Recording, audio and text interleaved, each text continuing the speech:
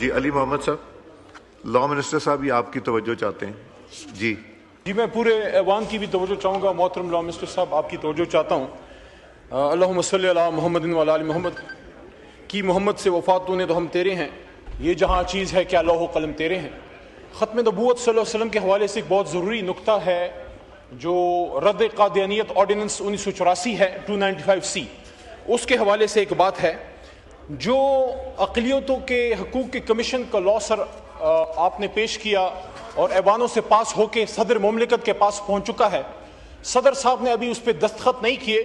میں اپنی طرف سے بھی یہ ریکویسٹ صدر صاحب کو کروں گا اور پیپلز پارٹی کے ہمارے دوست بیٹھے ہیں کہ سب سے آگے حضور صلی اللہ علیہ وسلم کی ختم نبوت اور ان کی شان رسالت ہے، اس سے آگے کچھ نہیں ہے، تو وہ تب تک اس پہ سائن ابھی نہ کریں جب تک اس میں سے کچھ تصحیح نہ کر لی جائے، اور وہ کیا ہے وہ محترم لا منسٹر صاحب کے نوٹس میں لانا چاہتا ہوں۔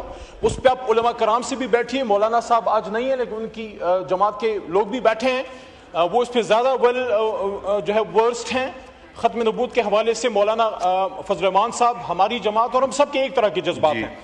وہ نقطہ میں آپ کے سامنے رکھتا ہوں، وہ یہ ہے کہ ہم سب اقلیتوں کے حقوق کے ساتھ ہیں۔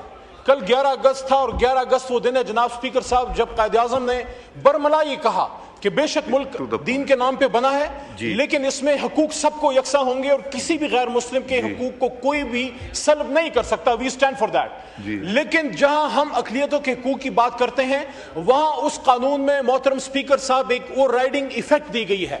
اوور رائڈنگ ایفیکٹ یہ ہے کہ پچھلے جتنے قوانین ہیں مذہب کے حوالے سے اس لاء میں ان کو اوور رائڈنگ ایفیکٹ دے دی گئی۔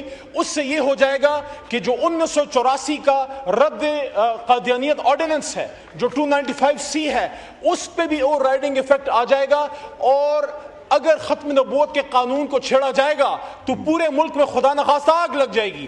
اس کا میں ایک راستہ بھی آپ کو تجویز کرتا ہوں، آپ کے سامنے رکھتا ہوں، آپ ہمارے ساتھ بیٹھیے، علماء کرام کو بھی ساتھ بٹھائیے، اور میں سمجھتا ہوں کہ where there is a will there is a way، اگر نیک نیتی ہے ایک سیکنڈ میں مسئلہ حل ہو جائے گا۔ اور وہ یہ ہے کہ جس میں سیکشن 35 آپ نے اس لاء میں سر ڈالا ہے، اور وہ یہ ہے کہ overriding effect The provisions of this act shall have effect notwithstanding anything inconsistent therewith contained in any other law for the time being in force۔ اس اوور رائڈنگ ایفیکٹ کو صرف ختم نبوت کے قانون کی حد تک کنٹرول کرنے کے لیے میں تجویز کرتا ہوں کہ آپ اس میں یہ شامل کیجئے کہ provided that nothing contained herein shall be deemed to repeal, override, abridge or in any manner affect the provisions of the Anti-Qadianiyat Ordinance 1984, Ordinance 20 of 1984, or any other rules or regulations made thereunder which shall continue to have full force and overriding effect۔ اس سے سر یہ ہو جائے گا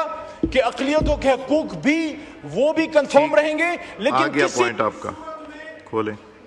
لیکن کسی بھی صورت میں ختم نبوت کے قانون کو نقصان نہیں پہنچے گا۔ جو بین الاقوامی NGOs کا ایجنڈا ہے کہ کسی بھی صورت میں ختم نبوت کے قانون کو چھیڑا جائے، IMF کا کیا کام ہے اس کے ساتھ؟ لا منسٹر صاحب تشریف ہے۔ جی